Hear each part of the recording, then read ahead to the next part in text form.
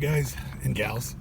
Another episode of hey, what's going in the parts washer today.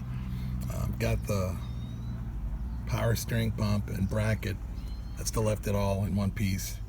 Degreased it the best I could. Used some brake cleaner or parts washer in a can, and I've got a lot of it degreased. However, it still needs to get a good bath.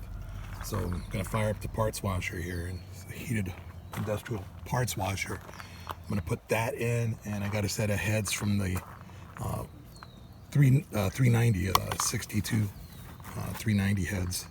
That's gonna go in there as well. So I'm gonna go ahead and get that all taken care of, and at least clean the heads.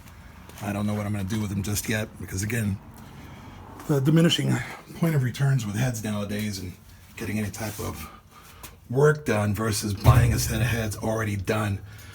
I mean, honestly, it's almost negligible, if that makes any sense. But, you can get a set of really good heads already ported, ready to rock and roll for your block for, gosh, $1,600. Locked and loaded, valve springs and all. Or, like I said, if you look at spending money on a set of factory heads, I mean, it's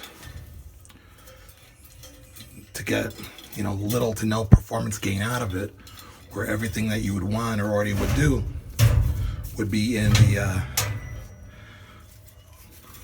the labor right there. So, and like I said, it's just a matter of figuring out the economics of it.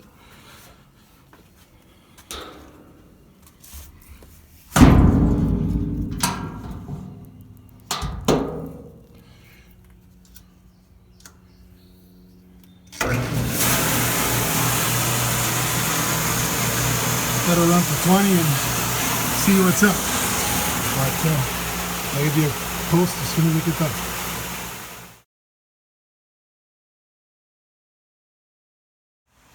So here's part of the upgrade on the Galaxie. Here's the past. Ridiculous 35, 42 amp generator. I'm sure if you're doing parts on resto, whatever, I mean, I'm sure it's up your alley. But I'm like, screw that. And so what we're gonna do is, of course, we're going 3G. It's got the single belt pulley on it, and just got a test fit on it right now. This is a late 62 production block, so it actually has the lower mount where I can put the bolt in. So it actually lines up pretty decent from what I can tell so far. Of course, hard to really tell to a potato-y iPhone, but it actually fits pretty decent. Already got the wiring harness figured out, got some schematics and everything drawn up, and it should just be a slam dunker. So going from a whopping 32, 35 amps all the way to 100 amps, and so rock and roll from there. You can see there's the show right there. Yep, early block. There's the new fuel pump. Cleaned up the oil pump housing.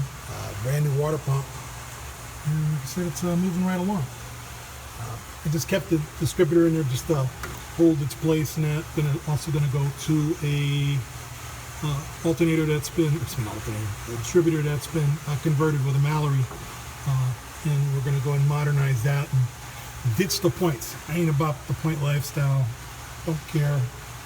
I can gap them all day long. It's not a problem with that. But like I said, I want to have modern performance. Jumping all that current.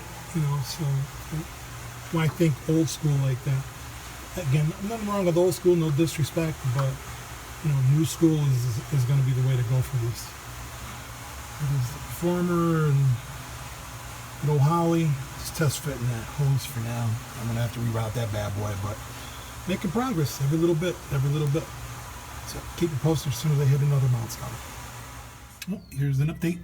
Intake manifold on. Getting ready to put on the carb I did record through a GoPro the installation of the rocker arm shaft, which was a little bit of an adventure. First time I ever messed with one, so unfortunately I lost the footage of the cleaning and reassembly, but at least I'll show the installation on it. Pretty straightforward on that. Biggest thing is keeping your bolts sorted. The longest bolt goes in your oil passage hole, so always remember that. Getting ready to slap the carb on just to plug it up so there's one less area of intrusion for water that is moisture. Got the kickdown linkage, everything hooked up, so moving along rather nicely. Time and chain cover, just clean it up with brake cleaner, copious amounts, so that got done, and just doing some odds and ends before we sort things out. And one thing I'm going to work on is, rather than go back to the generator, ditch that, I'm going to go to a 3G alternator.